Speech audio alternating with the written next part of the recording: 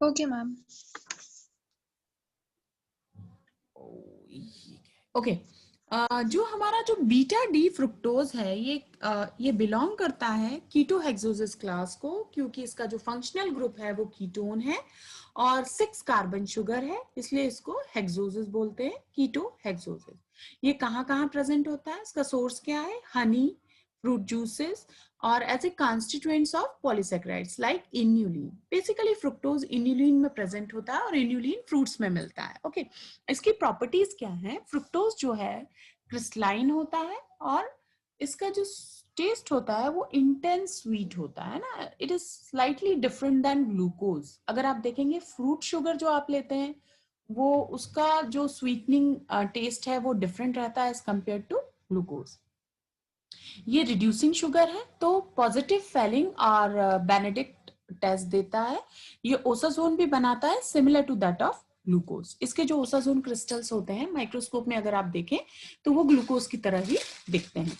It gives positive सेलिवेनॉफ test, है ना। मैंने आपको परफ्यूरल टेस्ट बताई थी जिसमें ये एसिड से रिएक्ट करके आपको ब्राउन कलर के प्रेसिपिटेट देते हैं, उसको ही सेलिवेनॉफ टेस्ट भी कहते हैं। ओके, तो ये पॉजिटिव सेलिवेनॉफ टेस्ट देता है।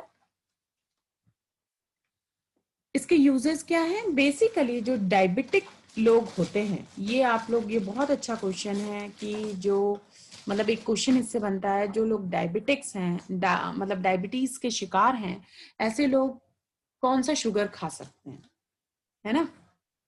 तो ऐसे लोग basically fructose that is fruits को, डॉक्टर कभी भी उनको फ्रूट खाने के लिए मना नहीं करता है ज्यादातर, क्योंकि फ्रूट शुगर जो है वो फ्रुक्टोज होती है और वो बेसिकली डाइजेस्ट हो जाती है, क्योंकि जो ग्लूकोज का ट्रांसपोर्टेशन मैकेनिज्म है वो इंसुलिन डिपेंडेंट है, बट फ्रुक्टोज का स्लाइटली डिफर करता है।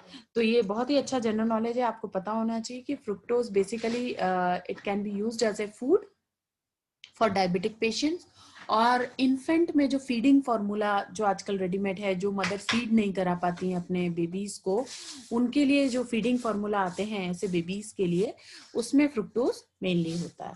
बेसिकली जो फ्रुक्टोज होता है ये इजीली डाइजेस्टेड होता है as compare to glucose.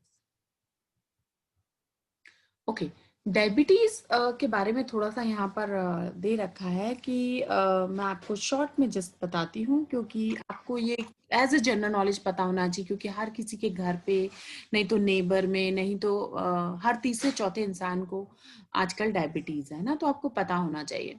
Basically diabetes में क्या होता है, हमारी बॉडी इंसुलिन नहीं प्रोड्यूस कर पाती है और इंसुलिन क्या करता है, ग्लूकोज ट्रांसपोर्टेशन में हेल्प करता है। बेसिकली टाइप 2 डायबिटीज में इंसुलिन नहीं बन पाता है ना।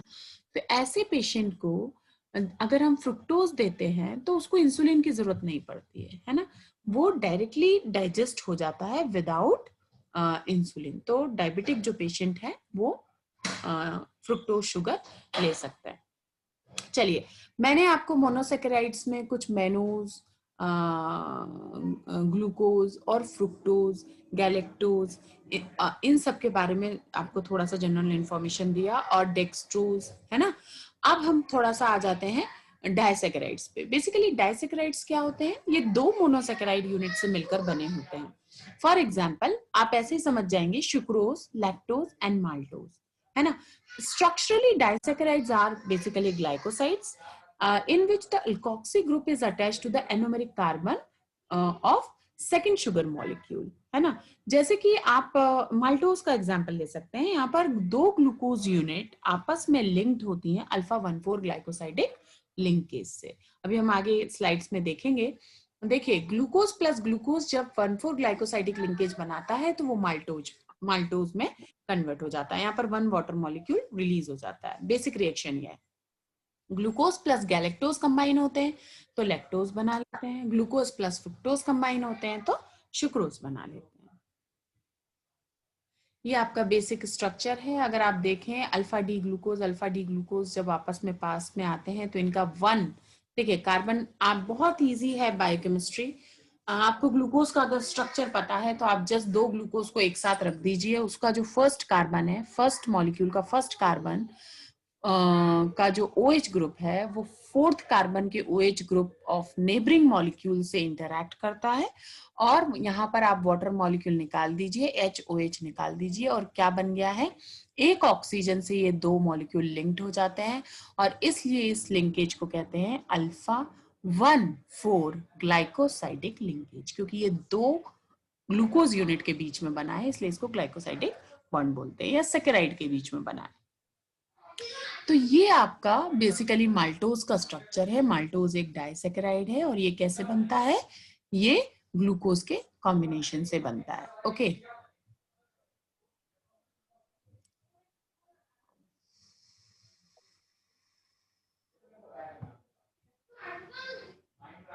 ओके अब सुक्रोज, नेक्स्ट हम डाइसैकेराइड पे चलते हैं, दैट इज सुक्रोज। सुक्रोज को हम टेबल शुगर भी बोलते हैं, जो जनरली हम चाय वगैरह में यूज करते हैं, चाय कॉफी या खीर बनाने में, जो भी आप लोग बनाएं।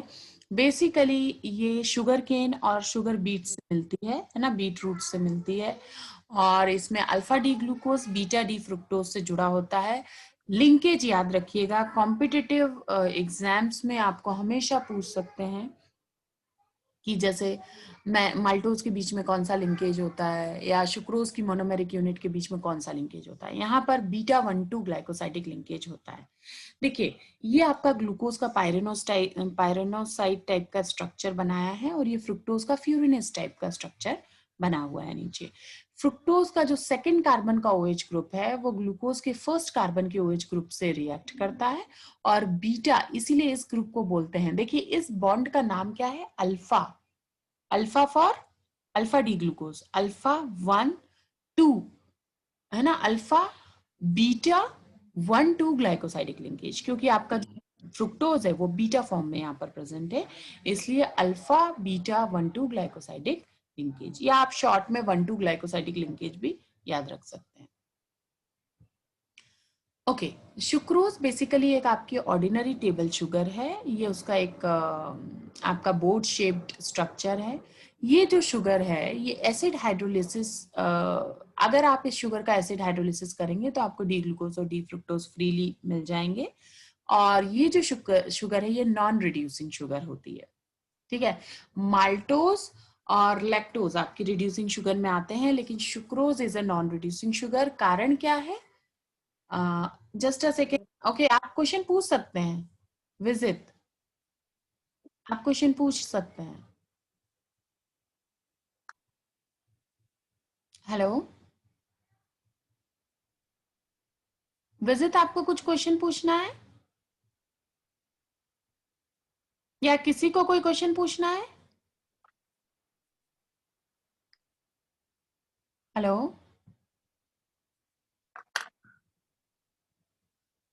Hello no ma'am. Okay okay okay तो यहाँ पर जो आपका सुक्रोज है इसको नॉन रिड्यूसिंग शुगर क्यों कहते हैं, पहले मैं वो बता दूं। क्योंकि यहाँ पर जो एल्डिहाइड ग्रुप ग्लूकोज का है और जो कीटोन ग्रुप फ्रुक्टोज का है दोनों ही फ्री नहीं है ना, इसलिए इसको नॉन रिड्यूसिंग शुगर बोलते हैं। रिड्यूसिंग शुगर वो होती हैं जिनमें फंक्शनल ग्रुप फ्री होता है।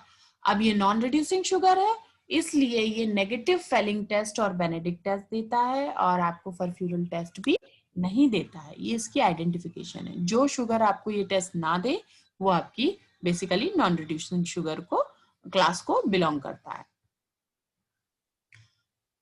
बेसिकली आपका जो लिंकेज की पोजीशन है मोनोसेकेराइड यूनिट के बीच में, उसके बेसिस पे हम डाइसेकेराइड को क्लासिफाई करते हैं, है ना।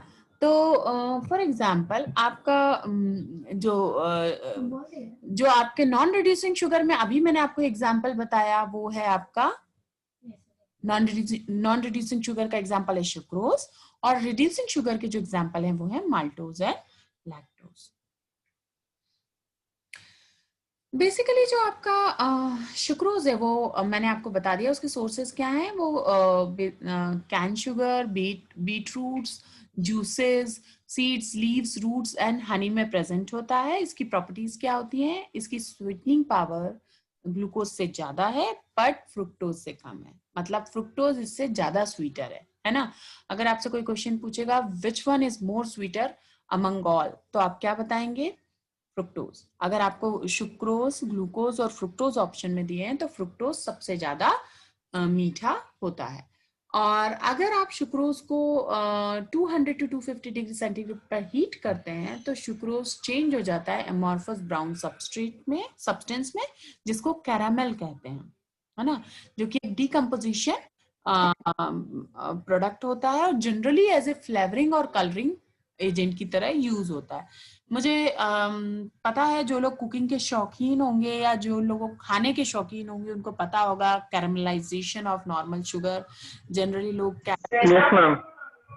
यस मैम, कैरमल बनाकर उसका ढेर भर डेकोरेशन और उसको यस मैम, यूज करते हैं। तो ये बेसिकली सुक्रोज के प्रॉपर्टी की, अगर आप उसको 200 से 250 डिग्री सेंटीग्रेड पे गर्म करते हैं तो वो कैरमल में कन्वर्ट हो जाता है। और सुक्रोज क्योंकि बाकी सारी टेस्ट नेगेटिव देता है, इसके लिए कौन सी टेस्ट है, इसके लिए कोबाल्ट नाइट्रेट टेस्ट है जो ये पॉजिटिव देता है और उसमें ये वॉयलेट कलर देता है ना। ये जस्ट इंफॉर्मेशन के लिए रख लीजिए, हम लैब में ये नहीं कर पाएंगे कोबाल्ट नाइट्रेट टेस्ट, ओके। और ये फेलिंग टेस्ट नेगेटिव देता है और ये ओसाजोन भी नहीं बनाता है, ये फेलिंग टेस्ट नहीं देता है और ओसाजोन भी नहीं बनाता है क्योंकि इसमें एल्डिहाइड और ketone free functional group absent है, इसलिए कारण भी बता दिया है मैंने। बेसिकली आपका जो एंजाइमेटिक हाइड्रोलिसिस है, हाइड्रोलिसिस कितने तरीके के हो सकते हैं, एसिड हाइड्रोलिसिस हो सकता है, बेस अल्कलाइन हाइड्रोलिसिस हो सकता है, एंजाइमेटिक हाइड्रोलिसिस हो सकता है। 3 तरह के हाइड्रोलिसिस नोन है, ओके। जिसमें से एंजाइमेटिक और डाइल्यूट एसिड हाइड्रोलिसिस अगर हम शुगर का करें तो हमें इन्वर्ट शुगर मिलती है, उसको कहते हैं इन्वर्जन, ओके, इन्वर्जन। और सुक्रोज को बोलते हैं इन्वर्ट शुगर। कारण क्या है, ये मैंने आपको म्यूटा रोटेशन के टाइम पर भी इसका एग्जांपल दिया था, जो लोगों ने क्लास अटेंड की थी, ठीक है, नहीं तो म्यूटा रोटेशन आप यहां से भी देख सकते हैं। बेसिकली म्यूटा रोटेशन क्या फेनोमेना होती है, ये ऑप्टिकल प्रॉपर्टी होती है टू रोटेट द लाइट, है ना। मैंने मतलब एक just wait a second,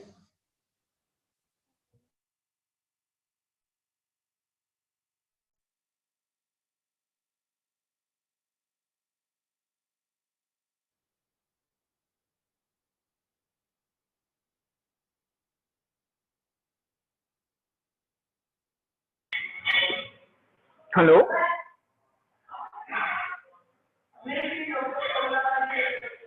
okay, hello hello, yes ma'am, yes ma'am, yes ma'am, तो मैं आप लोगों को बता रही थी क्योंकि कई लोग नए ज्वाइन किए हैं, मैं म्यूटा रोटेशन का एक बेसिक कंसेप्ट बता रही थी। कुछ जो ऑप्टिकली एक्टिव कंपाउंड होते हैं जब वो सॉल्यूशन में होते हैं, इसका डेफिनेशन कुछ ऐसा होता है, when a plane polarised light is passes through a solution, corona वाला patient, either it rotates towards the left corona side। Positive patient है। हेलो, ये किसका माइक ऑन है, प्लीज अपना माइक ऑफ रखें क्योंकि बैकग्राउंड नॉइज आ रहा है ना। When a plane polarized light is passes through a solution, either it rotates towards left side or towards right side, है ना। This property is known as the optical property, okay. यहाँ पर जब right side में light rotate होती है तो उसको डेक्स्ट्रो रोटेटरी कहते हैं, और जब लेफ्ट साइड में लाइट रोटेट करता है कंपाउंड तो उसको लीवो रोटेटरी कहते हैं। ये आपने केमिस्ट्री में पढ़ा होगा या कहीं ना कहीं तो पढ़ा ही होगा। यस मैम, ये जो आपका जो सुक्रोज है बेसिकली ये जब हाइड्रोलाइज कराते हैं आप इसको डाइल्यूट एसिड से या एंजाइम से, तो ये इक्विमोलार मिक्सचर ऑफ डी ग्लूकोज और डी फ्रुक्टोज देता है ना। अब जो आपका डी ग्लूकोज है वो पॉजिटिव साइन है, पॉजिटिव साइंस मतलब डेक्स्ट्रो रोटेटरी है ना। 25D इसका प्लस 52.7 डिग्री इसका आपका रोटेशन, ऑप्टिकल रोटेशन देखने को मिलता है। लेकिन जो आपका डी फ्रुक्टोज है यहाँ पर माइनस साइन मतलब लीवो रोटेटरी, प्लस साइन मतलब डेक्स्ट्रो रोटेटरी, ओके। तो ये जो माइनस साइन है ये लीवो रोटेटरी है, फ्रुक्टोज आपका लीवो रोटेटरी है जो कि -92 डिग्री सेंटीग्रेड जिसका ऑप्टिकल रोटेशन है, माइनस, ध्यान रखिए, ग्लूकोज का प्लस है, फ्रुक्टोज का माइनस है। अब क्या होता है यहाँ पर, पहले सुक्रोज करता है ना। सुक्रोज जो इंटेक्ट है स्टार्टिंग में वो +66.5 डिग्री का रोटेशन शो करता है लाइट का, लेकिन जब आप उसको सॉल्यूशन में डालते हैं और उसका हाइड्रोलिसिस स्टार्ट होता है डाइल्यूट एसिड और एंजाइम की प्रेजेंस में, तो वो किस में ब्रेक डाउन हो जाता है, ग्लूकोज और फ्रुक्टोज में। अब यहाँ पर अगर आप देखें तो फ्रुक्टोज का जो लीवर है वो हायर है एज कंपेयर टू ग्लूकोज। तो due to this high negativity, जो आपका रोटेटिंग पावर है आपका फ्रुक्टोज का फाइनल सॉल्यूशन का, वो माइनस हो जाता है ना। तो आपका जो पॉजिटिव रोटेशन है वो नेगेटिव में कन्वर्ट हो जाता है, इसलिए शुगर को बोलते हैं इन्वर्ट शुगर, और इस फेनोमेना को इन्वर्जन बोलते हैं। Okay, the sign of rotation being change from positive in the original solution of sucrose into the negative in the hydrolyzed solution, and the process is called as inversion, and sucrose is known as invert Inversion. अच्छा, किसी को इसमें कोई confusion है? इसलिए मैंने base से शुरू किया इसको बताना। आप क्वेश्चन पूछ सकते हैं, नहीं तो फिर हम नेक्स्ट टॉपिक पर चलते हैं। ये इंपॉर्टेंट है कि इन्वर्ट शुगर के नाम से सुक्रोज फेमस है, और उसको इन्वर्ट शुगर क्यों कहते हैं, वो इस वजह से कहते हैं, उसकी ऑप्टिकल रोटेटरी प्रॉपर्टी की वजह से कहते हैं। ओके मैम, हाँ बोलिए। 5 carbon sugar furanose and 6 carbon sugar pyranose है ना? ऐसा नहीं है। आपका जो फ्यूरानोज, नहीं सुनिए, तो जो फ्यूरानोज और पायरानोज है ना, वो रिंग स्ट्रक्चर के, आपका 5 कार्बन शुगर को पेंटोजेस बोलते हैं और 6 कार्बन को हेक्सोजेस कहते हैं। क्योंकि अगर आपने बोला अगर आप इस पे स्टिक रहे ना तो बड़ा प्रॉब्लम हो जाएगा, क्योंकि जो आपका फ्यूरानोज है, फ्रुक्टोज 6 कार्बन शुगर है, लेकिन फ्यूरानोज टाइप का उसका रिंग स्ट्रक्चर होता है। ठीक है, क्लियर? Yes ma'am. 5 कार्बन को हमेशा पेंटोज शुगर बोलते हैं, 6 कार्बन को हेक्सोज शुगर बोलते हैं। ओके, आपका सुक्रोज कहाँ पर यूज होता है? सुक्रोज आपको सबको पता है कहाँ यूज होता है, लेकिन कुछ इसके फार्मास्यूटिकल इंडस्ट्रीज में भी इंपॉर्टेंट रोल है, like syrup preparation, tablet manufacture में, और आपका एज ए न्यूट्रिएंट, है ना, और डिमुलेसेंट। ये टर्म आप प्लीज डिक्शनरी में देख लीजिएगा, डिमुलेसेंट का क्या मतलब, लेकिन एज ए न्यूट्रिएंट या फार्मास्यूटिकल इंडस्ट्री में आपका साइरप प्रिपरेशन में ये यूज होता है। ओके अच्छा, अभी हमने क्या बात करी? हमने सबसे पहले डाइसैकेराइड में सुक्रोज देखा, जो कि एक आपका नॉन रिड्यूसिंग डाइसैकेराइड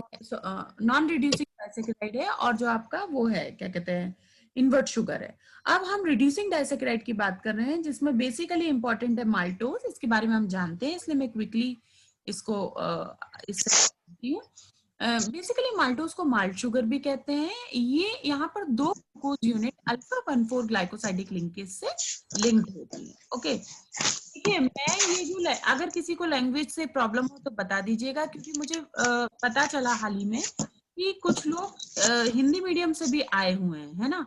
तो लैंग्वेज ऐसी होनी चाहिए जो सभी लोगों को समझ में आए, हिंदी प्लस इंग्लिश, है ना, क्योंकि हमें पढ़ना है और सबको समझना है, और सबको एक्चुअली लैंग्वेज के मार्क्स नहीं होते, मार्क्स जो आप साइंटिफिक चीजें यूज कर रहे हैं लिखने में उसके मार्क्स होते हैं।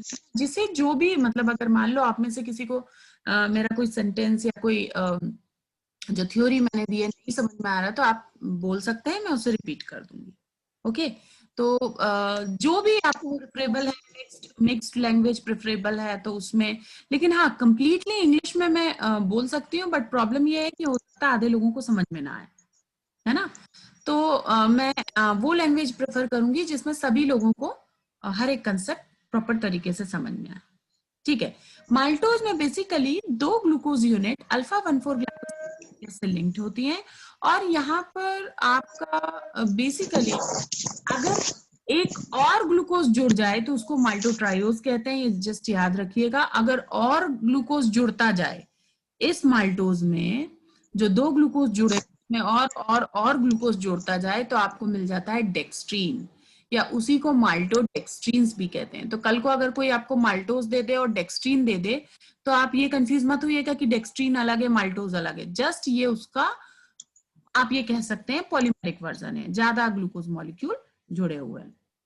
और अगर और बहुत ज्यादा ग्लूकोज जुड़ जाए तो आप ये कह सकते हैं ओलिगोसेकेराइड है। डेक्स्ट्रीन आपका, जैसा माल्टोज आपका डाइसेकेराइड है, माल्टोट्रायोज आपका ट्राइसेकेराइड है, डेक्स्ट्रीन आपका ओलिगोसेकेराइड है।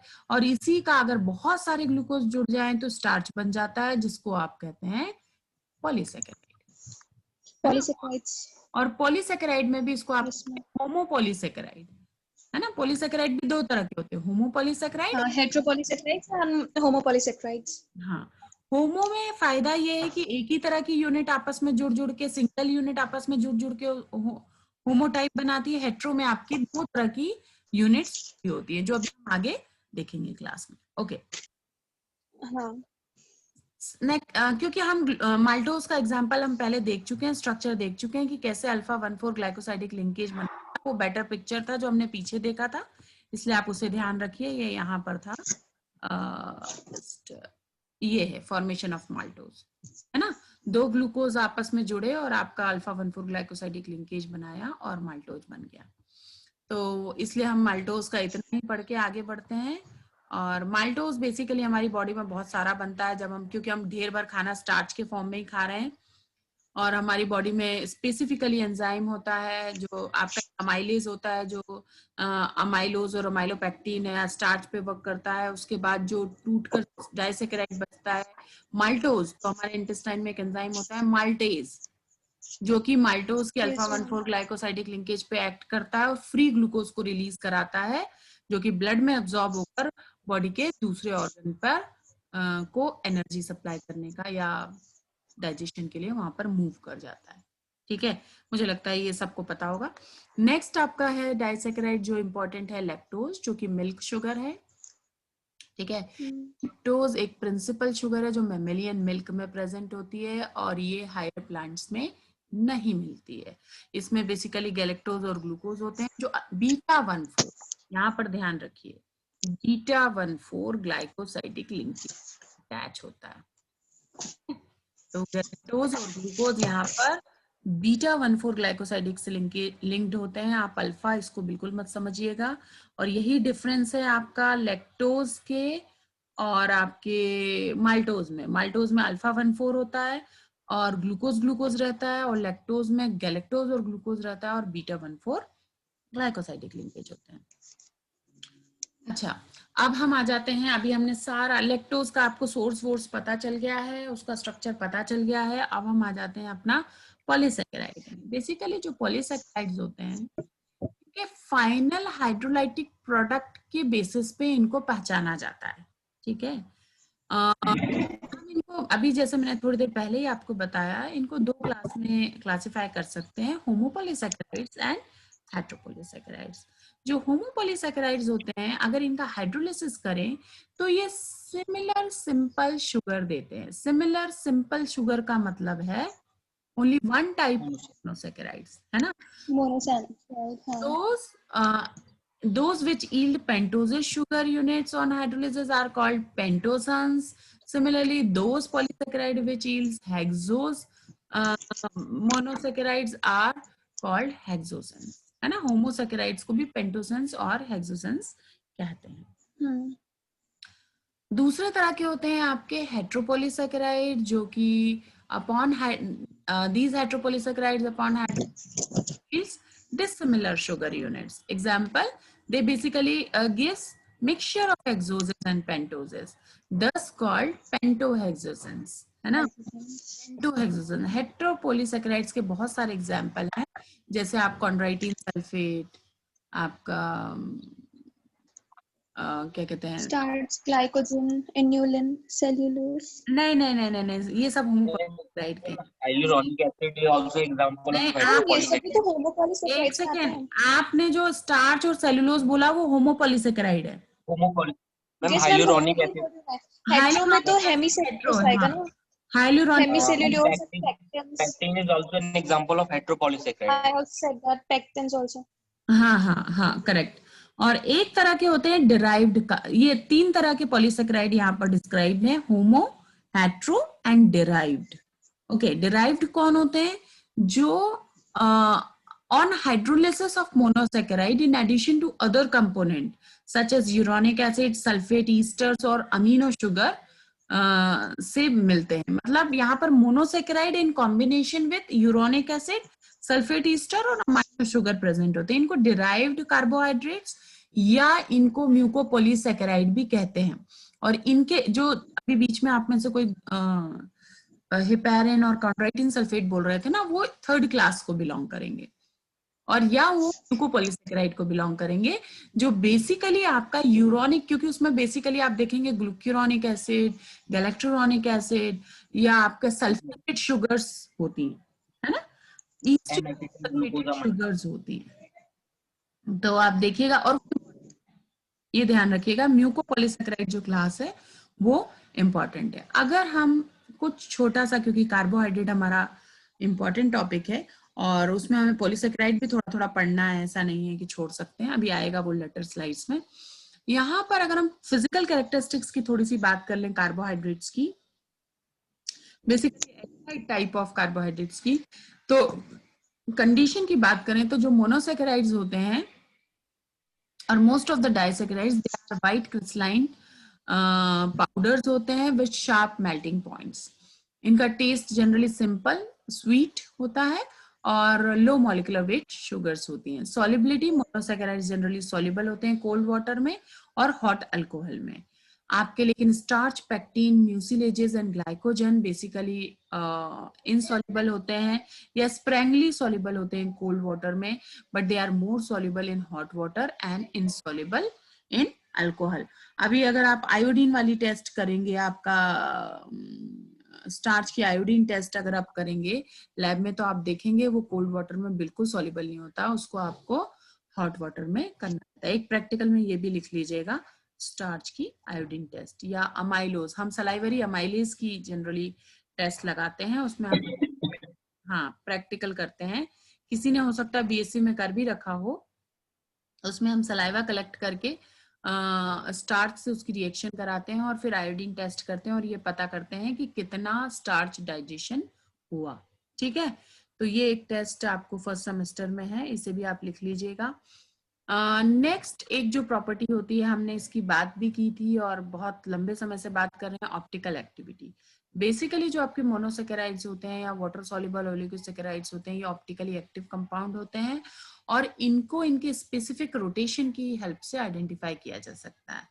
बेसिकली ये मैंने आपको ये वाली डेफिनेशन बताई थी, जो कंपाउंड प्लेन पोलराइज लाइट को राइट साइड में करते हैं रोटेट, उनको डेक्स्ट्रो रोटेटरी बोलते हैं, और जो लेफ्ट साइड में करते हैं उनको लीवो रोटेटरी बोलते हैं. और इस तरह के कंपाउंड्स को स्टीरियो आइसोमर्स बोलते हैं और ये दो स्टीरियो आइसोमर्स एनेंटियोमर्स भी कहलाते हैं. और ऑप्टिकल एक्टिविटी जनरली कौन से कंपाउंड देते हैं ये भी ध्यान रखिए. वो कंपाउंड ऑप्टिकल एक्टिविटी देते हैं जिनके पास कायरल सेंटर्स होते हैं या कायरल कार्बन्स होते हैं, है ना. और कायरल कार्बन्स का भी हमने कंसेप्ट देखा था कि वो कार्बन जिनमें चारों ग्रुप्स डिफरेंट हैं उनको हम कायरल कार्बन्स बोलते हैं. ओके, तो अगर हम specific analysis of mono and oligosaccharides की बात करें, एनालिसिस का मतलब क्या है? अभी तक हमने लैब टेस्ट देखी. अगर हमको बिल्कुल एक्यूरेट क्वांटिटेटिव डिटेक्शन करना है कि कौन सा एक मिक्सचर ऑफ मोनोसेकेराइड आपको दे दिया और एक्यूरेट क्वांटिटेटिव डिटेक्शन करना है, तो जनरली किसी भी कंपाउंड का, नॉट ओनली कार्बोहाइड्रेट, अगर आपको एक्यूरेट डिटेक्शन करना है तो आप क्या यूज करते हैं? HPLC. You can use HPLC, high performance liquid chromatography. Okay, इस टेक्निक में बेसिकली क्वालिटेटिव एस्टिमेशन भी हो सकता है और क्वांटिटेटिव भी हो सकता है. या ये टेक्निक रैपिड है और basically wide range of sample concentration यहाँ पर यूज कर सकते हैं और high degree of precision and accuracy देती है विद रिस्पेक्ट टू रिजल्ट्स, है ना. मतलब HPLC की हेल्प से हम इजीली क्वालिटेटिवली और क्वांटिटेटिवली डिटेक्ट कर सकते हैं कि एक मिक्सचर में कितने तरह के मोनोसेकेराइड और ओलिगोसेकेराइड प्रेजेंट है. Okay, coming back to the original topic, जो कि हम पॉलीसेकेराइड, मैंने आपको उस समय बोला था कि हम आगे देखेंगे उसमें. अच्छा, जस्ट एक सेकेंड, आपको अभी अगर बीच में कुछ क्वेश्चंस हैं तो आप पूछ सकते हैं और